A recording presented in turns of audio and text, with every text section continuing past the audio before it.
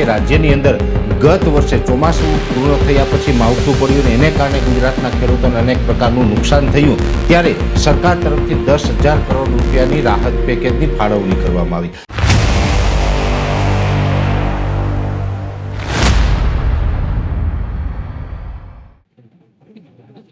નમસ્કાર મિત્રો, વેધર ઇન્ફોર્મેશનમાં આપનું સ્વાગત છે અને હું છું પરેશ। ખાસ કરીને આજે જાણવા જેવી બાબત એ છે કે રાજ્યની અંદર ગત વર્ષે ચોમાસું પૂર્ણ થયા પછી માવઠું પડ્યું ને એને કારણે ગુજરાતના ખેડૂતોને અનેક પ્રકારનું નુકસાન થયું, ત્યારે સરકાર તરફથી 10,000 કરોડ રૂપિયાની રાહત પેકેજની ફાળવણી કરવામાં આવી। આ રાહત પેકેજ જે દરેક ખેડૂત માટે ફાળવવામાં અત્યાર સુધીમાં લાખો ખેડૂતોને આનો લાભ પણ મળ્યો છે। હજુ પણ ઘણા ખેડૂત એવા છે કે જેનું જે ક્રમ છે એ આવશે એટલે આનો લાભ મળવાનો છે, છતાં પણ રાજ્યના અમુક ગામ અને અમુક ખેડૂત એવા છે કે જેને આજની તારીખ સુધી લાભ નથી મળ્યો અને આવનારા દિવસમાં પણ મળે તેવી સંભાવનાઓ ધૂંધળી દેખાઈ રહી છે, આવું અધિકારીઓ કહી રહ્યા છે। શું કામ કહી રહ્યા છે અને શું મામલો છે એ જાણવું ખૂબ રસપ્રદ છે। આમ જોવા જઈએ તો જ્યારે પણ કોઈ પણ આફતને કારણે, પછી કુદરતી આફત હોય કે જે ડેવલપિંગના નામે સર્જાતી આફત હોય, સરકાર દ્વારા વિકાસના નામે સર્જાતી આફત હોય, કોઈ પણ આફતને કારણે જ્યારે પણ ખેડૂતને નુકસાન આવે છે તો એની ભરપાઈ છે એ પણ રાહત પેકેજમાંથી થવી જોઈએ। છતાં પણ રાજ્યના 16 ગામ એવા છે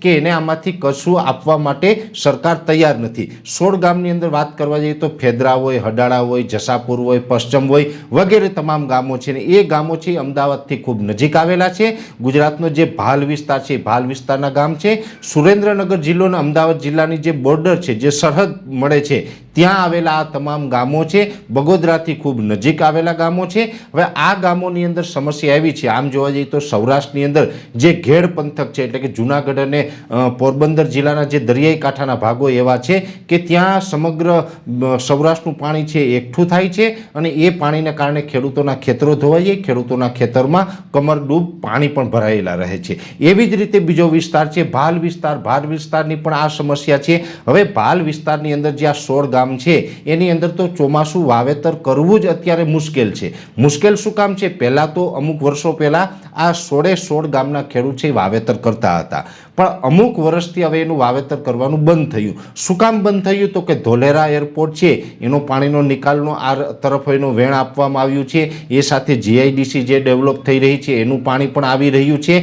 બીજી જે બ્રોડગેજની જે રેલવે લાઇન છે એને કારણે પણ પાણીના વેણ ફર્યા છે અને બીજા પણ અનેક પ્રકારના ડેવલપિંગ થયા છે। એ ડેવલપિંગ થયા એ સારી બાબત છે, ડેવલપ જે કાંઈ થાય એનાથી દેશના નાગરિકોને, દેશને ફાયદો થાય છે, પણ કોઈના નુકસાનીના ભોગે ફાયદો ન લેવાનો હોય। ત્યારે હું આપને જણાવું કે જે ડેવલપિંગ થયું છે ને એનું પાણી જે આ ગામોની અંદર આવી રહ્યું છે એટલે ચોમાસાની અંદર તમામ ખેતરો છે ડૂબી જાય છે, ખેતરોમાં ધોવાણ પડે છે અને ચોમાસું પાકનું વાવેતર છે એ આ 16 ગામના ખેડૂતો છે કરી શકતા નથી। હવે વાત છે કે જ્યારે પણ રાહત પેકેજની વાત આવી ત્યારે જે માવઠું થયું ને એને કારણે ગુજરાતના અનેક ખેડૂતોને નુકસાની આવી, ત્યારે રાહત પેકેજ જાહેર કરવામાં આવ્યું। રાહત પેકેજ માટે દરેક ખેડૂતોએ ફોર્મ ભર્યા, દરેક ખેડૂતોને સરકારે રાહત પેકેજ આપવાની ખાતરી આપી, પણ આ 16 ગામના જે ખેડૂત છે એને સરકારી અધિકારી દ્વારા એવું કહેવામાં આવ્યું કે તમે ચોમાસું પાકનું વાવેતર જ નથી કર્યું તો વળતર શેનું? પણ અહીંયા જાણવા જેવી બાબત એ છે કે વાવેતર શું કામ નથી થયું?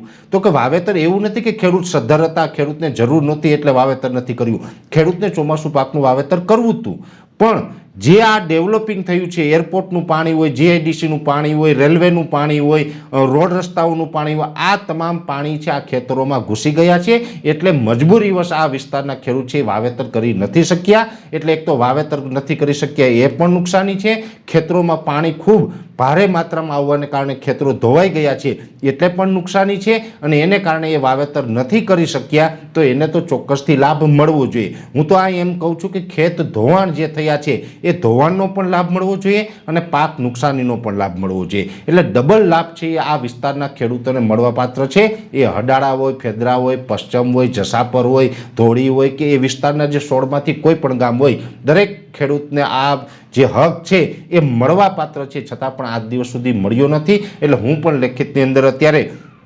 સરકારશ્રીને રજૂઆત કરી રહ્યો છું। મારા વિડીયોના મારફતે પણ અમે વિડીયો છે કૃષિ મંત્રી સુધી અને અધિકારીઓ સુધી પહોંચાડીને એક અપીલ કરી રહ્યા છીએ કે આ 16 ગામના ખેડૂત સાથે અન્યાય થાય છે એ ન થવું જોઈએ। પહેલી વાત તો એ છે કે જે આ 10,000 કરોડ રૂપિયાની જે રકમ ફાળવવામાં આવી છે એ રકમમાંથી પણ આ ખેડૂત જે 16 ગામના ખેડૂત છે એને આ વળતર આપવામાં આવે, સાથે NDRF, SDRF અને જે ખેત ધોવાણની જે યોજનાઓ છે એમાંથી અલગ રકમ પણ એક્સ્ટ્રા આપવામાં આવે તો જ આ ખેડૂત છે એને આપણે 21મી સદીની વિકાસની મુખ્ય ધારામાં બીજા ખેડૂતોની સાથે આપણે લઈ શકશું। નહીંતર આ ખેડૂતો છે એ ક્યાંય ને ક્યાંય પોતાના હક અધિકારથી વંચિત રહી જશે અને આ ખેડૂતો સાથે અન્યાય થશે। એટલે આ વિસ્તારના ખેડૂતો સાથે આ ભાલના જે 16 ગામના ખેડૂત સાથે અન્યાય ન થાય એટલા માટે થઈને મારી સરકારશ્રીને અપીલ છે કે આને પાક નુકસાનીનું વળતર પણ આપવામાં આવે અને ખેત ધોવાણનું જે વળતર મળતું હોય એ પણ કાયદાકીય મુજબ આપવામાં આવે તો જ આ વિસ્તારના ખેડૂત સાથે ન્યાય થશે। આમ જોવા જઈએ તો ચોમાસું પાક પણ નથી કરી શકતા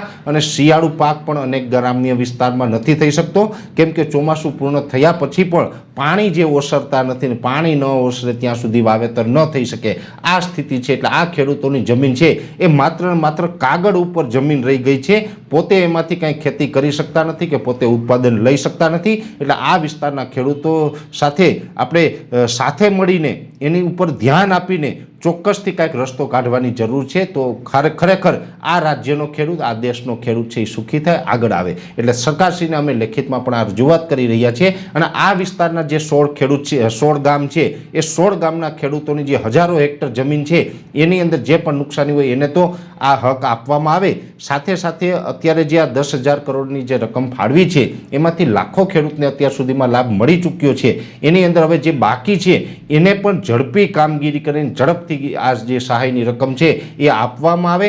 ખાસ કરીને કોઈ જગ્યાએ રકમમાં વધઘટ થઈ હોય, કોઈને ઓછી મળી હોય ને એમાં કોઈ ટેકનિકલ કારણ હોય તો એ સુધારીને પણ યોગ્ય ન્યાય કરીને તાત્કાલિક ધોરણે પૂરેપૂરું વળતર છે સરકારશ્રી આપે એવી મારી નમ્ર વિનંતી છે। વિશેષ માહિતી છે નેક્સ્ટ વિડીયોમાં આપવામાં આવશે। અત્યારે આ વિડીયોની અંદર એટલું જ। અંતમાં દરેક મિત્રોને વિનંતી રહેશે કે વિડીયોને લાઈક આપીને દરેક ગ્રુપમાં શેર કરી દેવો।